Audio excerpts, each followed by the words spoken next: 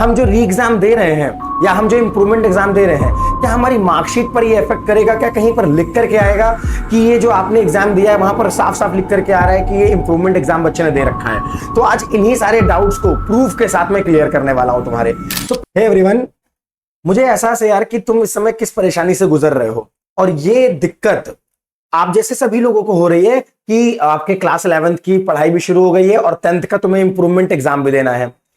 अब किसी कारण की वजह से आपके फर्स्ट एग्जाम में नंबर अच्छे नहीं आए, लेकिन अब दूसरे एग्जाम में आप अपीयर हो रहे हैं, तो बहुत सारे कंफ्यूजन्स और क्वेश्चंस हैं, जिसमें से कुछ क्वेश्चंस के जवाब मैं तुम्हें देने वाला हूं, जो बहुत सारे बच्चों के डाउट्स थे। जो मैं ऑफलाइन क्लासेस लेता हूं तो वहां पर बहुत सारे बच्चों के कंफ्यूजन थे कि भैया इस समय क्या करें, कहां से स्टार्ट करें, कॉम्पिटेंसी बेस्ड क्वेश्चन के लिए कहां से फोकस करें, हम जो री एग्जाम दे रहे हैं या हम जो इंप्रूवमेंट एग्जाम दे रहे हैं, क्या हमारी मार्कशीट पर ये इफेक्ट करेगा? क्या कहीं पर लिख करके आएगा कि ये जो आपने एग्जाम दिया है वहां पर साफ साफ लिख करके आ रहा है कि ये इंप्रूवमेंट एग्जाम बच्चे ने दे रखा है? तो आज इन्हीं सारे डाउट्स को प्रूफ के साथ में क्लियर करने वाला हूं तुम्हारे।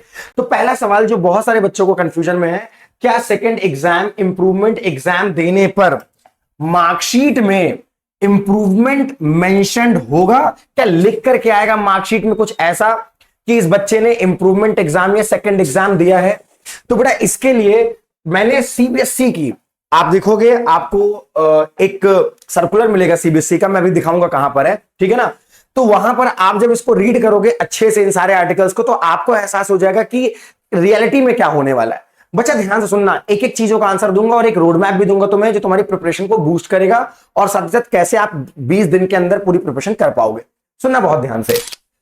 अब देखना, अगर आप ध्यान से पढ़ेंगे तो साफ साफ लिखा हुआ आर्टिकल 26 में, candidates as per defined eligibility will be allowed to appear in first examination. ठीक है, वो तो सिंपल सी बात है। उसके बाद जब आगे बढ़ेंगे तो साफ साफ लिखा हुआ है, all the candidates will be issued passing documents after the second examination. एक लाइन ये आई कि भाई जितने बच्चे हैं जिन्होंने फर्स्ट पास भी कर लिया है, उनका जो पासिंग सर्टिफिकेट है, पासिंग डॉक्यूमेंट है, वो कब आएगा? जब सेकंड एग्जाम का रिजल्ट आ जाएगा। इसका मतलब सीबीएसई यहां पर पहले एग्जाम वाले बच्चों को स्पेशली कोई किसी तरीके का पासिंग सर्टिफिकेट नहीं प्रोवाइड करने वाला है। ऑनलाइन डिजी लॉकर पर मार्कशीट तो मिल जा रही है, लेकिन जो आपका पर्टिकुलर मार्कशीट आपको स्कूल से या जो ऑफिशियल होती है वो सेकंड एग्जामिनेशन के बाद आएगा।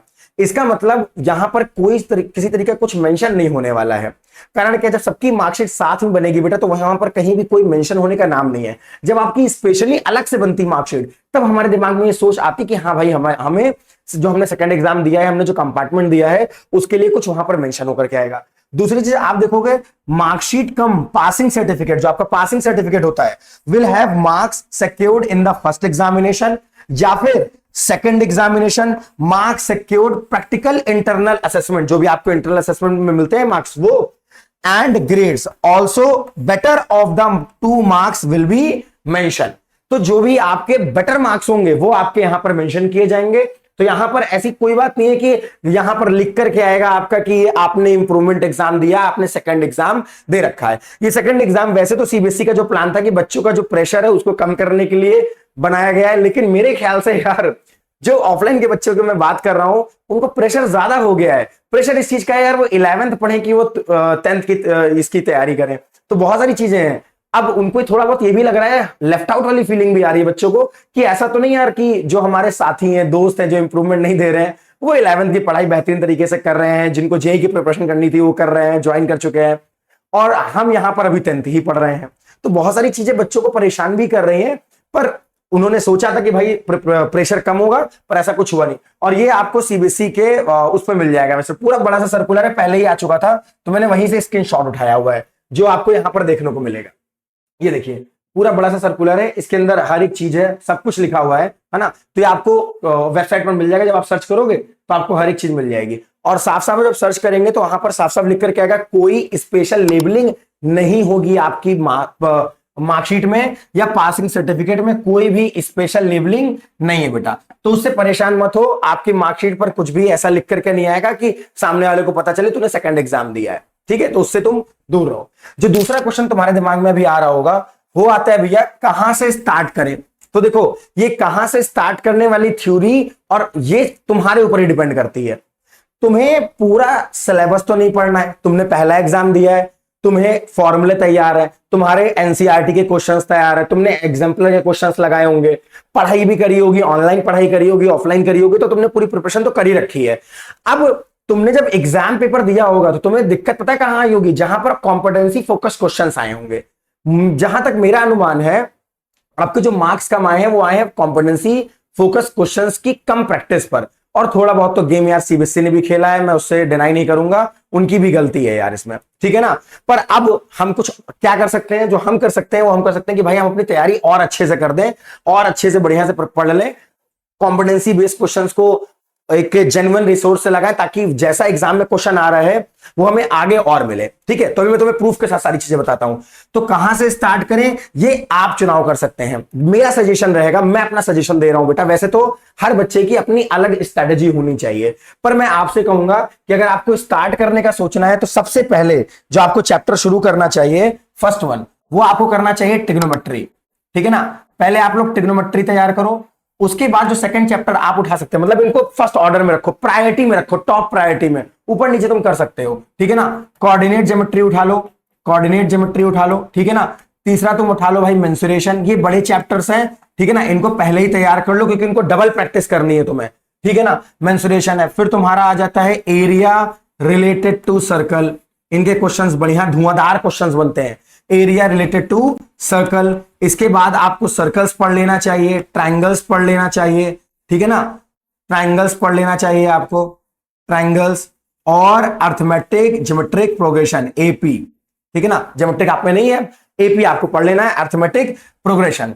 जो आपके पहले से चैप्टर तैयार है जिनमें आपको कम समय लगने वाला है, इनको आपको तो टॉप प्रायोरिटी पर रखना है बेटा, इनको आप टॉप प्रायोरिटी पर रखो, ठीक है ना। अब ये आपके ऊपर है कि आप किस तरीके से पढ़ाई कर रहे हो, ठीक है ना। इनको टॉप प्रायोरिटी पर रखो, इनमें से कोई भी चैप्टर आप शुरू कर सकते हैं, इनसे ही शुरू करिए, लेकिन सबसे पहले जो आपके स्टार्टिंग के 10 डेज है ना, उनमें इनको खत्म कर डालो तुम।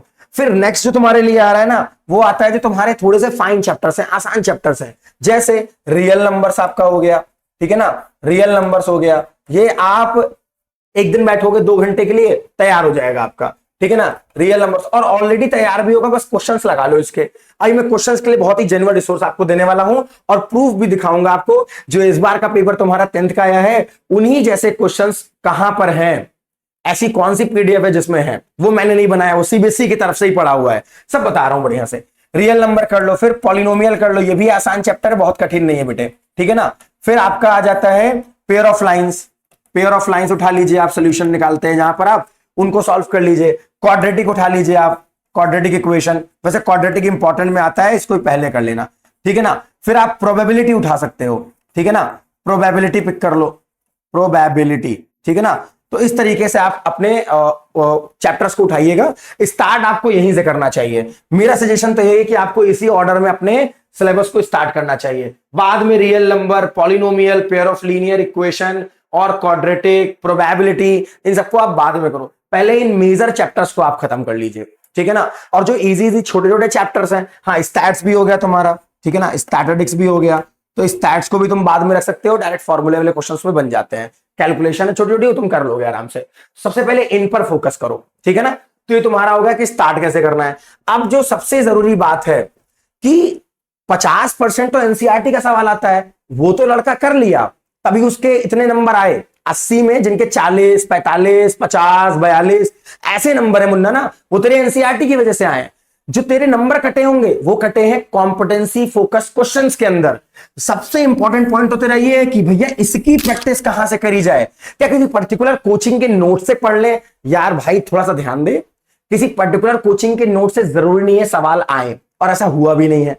तो यहां पर तुम्हें एक बहुत ही ट्रस्टेबल तुम्हारा जो भी काउंसिल है सीबीएसई, ये इसकी वेबसाइट पर सीबीएसई एकेडमिक्स नाम से वेबसाइट है, यहां पर तुम्हें कॉम्पिटेंसी फोकस क्वेश्चन मिल जाएंगे साइंस और मैथ के, ठीक है ना। हालांकि मैं टेलीग्राम चैनल पर इनको प्रोवाइड कर दूंगा, तुम वहां से भी तुम्हें मिल जाएंगे, और बताता हूं कहां से मैं तुम्हें दे दूंगा। अब इनका जरा मैं बताता हूं कि क्यों इनको पढ़ना चाहिए, ठीक है ना। ये मैंने डिजाइन किया है, ये सीबीएसई ने खुद करके दिया हुआ है। अब देखो, ये मैथ्स का competency focus practice question paper है, ठीक है, मतलब सब कुछ है इसके अंदर, क्वेश्चन बैंक के तरीके से, और इसमें आपको हर एक चीज मिल जाएगी। थोड़ा पुराना है, लेकिन क्यों मैं इसको बोल रहा हूं, ये थोड़ा पुराना है पर मैं इसे क्यों बोल रहा हूं पढ़ने के लिए, मैं तो बताता हूं, ठीक। तो ये तुम्हारे कुछ क्वेश्चन है रियल नंबर के, खैर पहले मैं तुम्हें कुछ क्वेश्चंस की याद दिला देता हूं, जिन्होंने तुम्हारे मार्क्स कम कराए ना, जरा उन क्वेश्चंस की याद दिला देता हूं तुम्हें, उस लेवल के क्वेश्चंस की तुम्हें थोड़ी सी याद दिला देता हूं, ठीक है।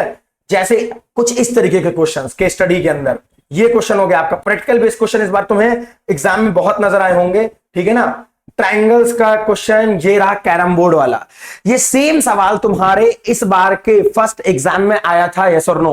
और ये पीडीएफ सीबीएसई पर पड़ी हुई है, कॉम्पिटेंसी बेस्ड। जैसे ही तुम यार ऐसे ही सर्च कर लोगे ना, competency based question class 10 CBSE, केवल इतना डाल दो, टॉप पर ही पहला रिजल्ट ये आएगा भाई। यहीं से प्रैक्टिस कर लीजिए। ये वो क्वेश्चंस हैं, ये वो 50% क्वेश्चंस हैं जिन्होंने तुम्हारे मार्क्स को कम किया है।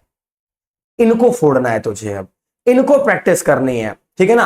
अपने मटेरियल्स, अपने जो भी तुम्हारे मेंटर है उनका करो, पर मेरे कहने से इनको भी लगाओ यार, क्योंकि ये तुम्हारे इस बार के एग्जाम में क्वेश्चंस दिख तो आए हुए हैं मैच करते हुए, और तेरी गलती इन्हीं क्वेश्चंस में हो रखी है। तो प्लीज इसको आप रेफर करिए, इसमें हर टाइप के क्वेश्चन है बेटा, हर टाइप के क्वेश्चन है, ठीक है ना। सर्कल्स के जैसे आए हुए हैं, जैसे एग्जाम में क्वेश्चन आया हुआ है, ऐसा क्वेश्चन भी तेरे को सामने मिला था तेरे एग्जाम में, हर तरह का क्वेश्चन तेरे को मिल जाएगा इसके अंदर। तो एग्जैक्टली वैसे क्वेश्चंस आए हुए हैं, कॉम्पिटेंसी बेस्ड बढ़िया बढ़िया क्वेश्चंस, तो ये तुम्हारी अंडरस्टैंडिंग को और ब्रॉड कर देगा। तो इनको प्रैक्टिस करना है तुम्हें, ठीक है ना। इसलिए मैं ये पीडीएफ तुम्हें प्रोवाइड कर दूंगा भाई। ऐसे ही साइंस की भी है, ठीक है ना, ऐसे ही अपने पास साइंस की भी है, साइंस ये रहा साइंस का, ठीक है ना। तो किसी क्वेश्चन बैंक को या अलग से किसी ब्रांड का लगाने से अच्छा ना, जो सीबीएसई प्रोवाइड कर रहा है आपको, उसको लगाइए, ठीक है ना। अब देखिए आपका साइंस का है, ये भी आपको मैं प्रोवाइड कर दूंगा। अभी मैं आप कहां से मतलब मिल सकता है आपको, पहला तो आपको मैंने बताया हुआ है कि आप सीबीएसई की ऑफिशियल साइट पर सर्च इतना सा कर लो, competency based questions class 10th maths, that's all. CBSE भी नहीं लिखोगे तो भी आ जाएगा टॉप पर ही, ठीक है ना, वहीं पर मैथ्स और साइंस दोनों आ जाएगा। अदरवाइज अगर आपको मुझसे चाहिए तो आप 3 तरीके से कांटेक्ट कर सकते हो। पहला इंस्टाग्राम पर मैसेज कर दो बेटा, मैं तुम्हें वहां प्रोवाइड कर दूंगा, surajgupta.02 मेरी इंस्टाग्राम आईडी है, वहां पर तुम्हें मिल जाएगा। टेलीग्राम का एक चैनल है मैथिट ऑफिशियल, अभी ये आपको वहां पर मिल जाएगा, ठीक है ना। दूसरा आप इस पर व्हाट्सएप कर दोगे, अगर आप नहीं चलाते हो टेलीग्राम या इंस्टाग्राम, अच्छी बात है, तो आप व्हाट्सएप कर दीजिए मुझे, पापा मम्मी के नंबर से व्हाट्सएप कर दो। जस्ट ये मेरा नंबर है, व्हाट्सएप नंबर है मैथिट का, आप इस पर मैसेज कर दो, मैं आपको पर्सनली ये तीनों पीडीएफ शेयर कर दूंगा, ठीक है ना। 2 मैथ की है और 1 साइंस की है, बहुत धुआंधार सवाल है, इनको तू प्रैक्टिस कर लेगा ना भाई, पक्का भाई पक्का, आराम से क्वेश्चन उसके तेरे अंदर देखने को मिल जाएंगे, उस लेवल के क्वेश्चन मिल जाएंगे। सेम की गारंटी नहीं लूंगा, तो उस लेवल के तो क्वेश्चन मिल ही जाएंगे, माइंड को ब्रॉडनेस मिल जाएगी, एक डायमेंशन मिल जाएगी, तो वहां पर तुम अच्छे से परफॉर्म कर पाओगे। सो इस नंबर पर तुम व्हाट्सएप करना। बाकी कोई प्रॉब्लम है, किसी तरह की कोई गाइडेंस चाहिए, मोटिवेशन चाहिए, लो फील हो रहा हो, तुम इस पर मैसेज करो, है ना, मैं एक्टिव रहता हूं, मैं तुम्हें इस पर रिस्पॉन्ड करूंगा, ठीक है ना। तो ये हुई बात तुम्हारी कि भैया क्वेश्चंस वाला तो अब डील डन हो गया अपना, कि ये जो कॉम्पिटेंसी फोकस क्वेश्चन थे ये अब हम इससे लगा लेंगे, ठीक। जो लास्ट क्वेश्चन आपका बच रहा है ना, वो आपका बचता है बेटा कि 11th और 10th का जो सेकंड एग्जाम की तैयारी है, ये जो 2 महीने हैं, कहीं हम पीछे तो नहीं छूट जा रहे हैं। तो देखो यार, अगर पीछे छूट भी रहे हो तो अभी इंपॉर्टेंट क्या है, अभी इंपॉर्टेंट 11th नहीं है, अभी इंपॉर्टेंट है तेरा 10th। अभी तुम्हारा पूरा का पूरा फोकस क्लास 10th की स्टडी पर होना चाहिए। अगर तुमने री एग्जाम का भरा हुआ है तो अभी तुम्हारे लिए 100% तुम्हें इसी पर ही फोकस करना है, 100% फोकस रखना है तुम्हें, ठीक है ना। तुम्हें 11th का सोचना ही नहीं है भाई, इसमें मैं तुम्हारी बहुत हेल्प कर दूंगा, बिल्कुल परेशान मत हो। अभी बहुत समय मिलेगा 11th के लिए, तुम जुलाई से भी 11 शुरू करोगे ना तो भी बढ़िया कर ले जाओगे, बिना आप टाइम को वेस्ट किए। जुलाई से भी पूरी मेहनत के साथ, डेडिकेशन के साथ करोगे तो भी तुम उसके अंदर कम बैक कर सकते हो, कोई प्रॉब्लम नहीं होगी। एक अच्छा खासा समय होता है 7-8 महीने का, कर लोगे। हाँ यार, वो 1 महीने लास्ट में हम पढ़ लेंगे वो मत रखना, है ना। उसमें तुम्हें अंदाजा लग गया होगा कि लास्ट के महीने में, जैसे आप बोलते हो ना कि 1 महीने में पढ़ करके इतने नंबर ले आओगे, नहीं आते हैं। साल भर मेहनत करनी पड़ती है दोस्त, 7-8 महीने लग करके मेहनत करनी पड़ती है। 1 दिन में रिजल्ट नहीं आता है, 10 दिन में रिजल्ट नहीं आता है, 1 महीने में रिजल्ट नहीं आता है, इतना सिलेबस रहता है। आप 10 दिन में, 1 दिन में पढ़ के कैसे ले आओगे? ये सब मार्केटिंग के तरीके हैं, इनसे बचा करिए, थोड़ा सा मेहनत करना सीखिए। इन सब मार्केटिंग से बचिए जहां पर आपसे बोला जाए कि भैया तू कुछ मत पढ़ साल भर, मैं लास्ट के 20 दिन में, 25 दिन में, 1 महीने में पूरा सिलेबस पढ़ा दूंगा। हाँ, पढ़ा दोगे आप पूरा सिलेबस, पर एग्जाम में बच्चा परफॉर्म नहीं कर पाएगा क्योंकि उसकी प्रैक्टिस नहीं है, पेपर ही पूरा नहीं कर पाएगा यार वो। और ऐसा हुआ है, तो इसीलिए लग करके मेहनत करो। इधर का जो तुम्हारे पास 20 दिन का समय है, उसके अंदर तुम्हें जो जो तुम्हारे डाउट थे मैंने क्लियर कर दिए हैं। आपको जानना है कि भाई कहां शुरू करें, यहां से शुरू करो। क्या लगाना चाहिए इस समय? तू एनसीईआरटी पहले ही लगा चुका है, तो मत जाना भाई उसके पास। तुमने एनसीईआरटी पहले से लगा रखी है, मत लगाओ उसको। तुम्हें इस टाइम क्या लगाना चाहिए? दिमाग से सोचो। तुम्हें पूरा नहीं पढ़ना है बेटा, तुम्हें वो स्पेशल चीज पढ़नी है जो तुम्हारे एग्जाम को टफ बनाती है, that is competency focus question. और उसके लिए मैंने तुम्हें क्वेश्चन बैंक सीबीएसई के दिए हैं भाई, किसी कोचिंग के नहीं, अपने नहीं, कहीं के नहीं, तुम्हें सीबीएसई के प्रोवाइड कर दिए हैं मैंने। तो उन कॉम्पिटेंसी फोकस क्वेश्चंस को लगाओ तुम लोग, ठीक है ना, जो मैंने यहां पर दिखाया हुआ है तुम्हें, इनको लगाओ बढ़िया से जाकर के। कॉम्पिटेंसी फोकस क्वेश्चंस की पीडीएफ मिल जाएगी तुम्हें, इनको अच्छे से लगाओ, ठीक है ना, बढ़िया से लगाओ। ठीक, सारे टाइप के क्वेश्चन से डेली का टारगेट बना लो, एक अपने हिसाब से डेली का टारगेट, जितने एग्जाम्स में तुमने भर रखा है डेली का टारगेट बना लो और इनको प्रैक्टिस करो बढ़िया से। ठीक, दूसरी चीज, अगर तुम्हें बुक की रिक्वायरमेंट है कि भाई बुक पढ़ ले, तो आरडी शर्मा की भी बुक आती है जहां पर आपको इसके क्वेश्चंस मिल जाते हैं, केस स्टडी बेस्ड क्वेश्चंस अच्छे अच्छे मिल जाते हैं, कॉम्पिटेंसी बेस्ड क्वेश्चन मिल जाते हैं। तो मैं न्यू तो तुम आरडी शर्मा फोकस कर सकते हो। आरएस अग्रवाल मत लगाना, एनसीईआरटी एग्जाम्पल लगाने की नीड नहीं है अगर तुम आरडी शर्मा सॉल्व कर रहे हो। सो आरडी शर्मा सॉल्व कर लो, या फिर स्मार्ट माइंड्स की किताब आती है, लेकिन वो तो बहुत ज्यादा है, केवल उनके कॉम्पिटेंसी फोकस क्वेश्चंस को सॉल्व करिए। जब आप वो करोगे ना तो यार चूरन वाले तो ऐसे ही हो जाएंगे, वो तो ऐसे ही हो जाएंगे। ठीक है, तो इतनी चीजों को फॉलो करो भाई, तुम्हें बहुत ही अच्छा कॉन्फिडेंस मिलेगा। 10-15 दिन के अंदर तुम्हें आइडिया लग जाएगा भाई तुमने कितनी तैयारी कर ली है बढ़िया से, ठीक है ना। और लास्ट के समय के लिए मुन्ना मत फंसना कि लास्ट के समय में 4 दिन पढ़ करके री एग्जाम को भी दे देंगे और इसमें भी अच्छा कर लेंगे, तो इन सब चक्करों में मत पड़ना भाई, ठीक है ना। बाकी तुम्हारी एग्जाम डेट तुम्हें आइडिया होगा, 15 तारीख को, 15 मई को तुम्हारा मैथ्स का एग्जाम है मुन्ना, ठीक है ना। 16 को इंग्लिश का है, 18 को साइंस का है, और 19 को 20 का है, 21 को सोशल साइंस का है, हिंदी का, सॉरी 19 को हिंदी का है। तो जिसका भी आपने भरा होगा फिलिंग, उसका आप देख लीजिएगा। बाकी कोई प्रॉब्लम, किसी तरीके का कोई भी प्रॉब्लम, कोई भी दिक्कत, कोई गाइडेंस, कुछ भी चाहिए तुझे, बस इस पर मैसेज कर दे व्हाट्सएप पर। ये मेरा पर्सनल नंबर है, इस पर मैसेज कर दो। ज्यादा दिक्कत लग रही कॉल भी कर सकते हो, पर कॉल यार रात के 12 बजे के बाद मत करना, है ना, ठीक है। मैसेज करना, मैं रिप्लाई करूंगा भाई। और तुम YouTube के इस वीडियो पे भी कमेंट सेक्शन पे भी कमेंट कर सकते हो, वहां पर भी मैं रिप्लाई करूंगा। बाकी इनमें से कहीं पर भी तुम रिप्लाई कर सकते हो, और तुम्हें यहीं पर सारा लर्निंग मटेरियल मिल जाएगा। उतना पढ़ो, कम ही पढ़ना है तुम्हें, बहुत नहीं पढ़ना है, आराम से कर लोगे, परेशान नहीं हो। अपने ऊपर विश्वास रखो थोड़ा सा, है ना, अपने ऊपर विश्वास रखो। और जो लोग तुम्हारे दोस्त लोग पढ़ रहे हैं ना 11th, पढ़ने दो, पढ़ने दो। वो चूहे खरगोश वाली चीज सुनी ना, उनके दिमाग में रिलैक्सेशन है और तुम्हारे दिमाग में आग लगी हुई है, तो तुम उनसे बहुत आगे निकल जाओगे अगर तुमने मेहनत अच्छे से कर ली, मक्कारी नहीं करी। जो तुम्हारा वेकेशन का समय आएगा उसमें पढ़ लेंगे हम अच्छे से, ठीक है ना। पर क्लास 10th का जो मौका मिला है हमें फिर से एक इंप्रूवमेंट एग्जाम देकर के अपने मार्क्स को बेहतर करने का, इसको मत छोड़ो। 100% फोकस रखो मेरे भाई इस पर, ठीक है। बाकी तुम्हें किसी तरह का सपोर्ट चाहिए, यहां पर आप मैसेज करिए, कमेंट करिए, कॉल कर लीजिए, मैं हूं, हर चीज से आपकी हेल्प करूंगा। और जो भी मैंने मटेरियल भी आपको दिखाया है वो यहां पर हर जगह पे अवेलेबल हो जाएगा, okay. So I wish you all the best guys, अच्छे से पढ़ते रहिएगा। बाकी मैं खुद भी लाइव क्लासेस लूंगा इंपॉर्टेंट चैप्टर्स की, ट्रिग्नोमेट्री की हो गई, इन सबकी, जिनमें आपको अच्छे अच्छे क्वेश्चंस प्रैक्टिस कराऊंगा, ओके। सो बहुत परेशान मत हो, कोई दिक्कत परेशानी लगे मुझसे कॉन्टेक्ट करो। मिलते हैं हम सब फिर अगली वीडियो में, तब तक के लिए बढ़िया तरीके से, जोरदार तरीके से लग जाओ यार, इस बार सभी को गलत प्रूफ करना है, आग लगा दो। मिलते हैं अगली क्लास में, बाय बाय। बिल्कुल चिंता मत करो, मैं हूं।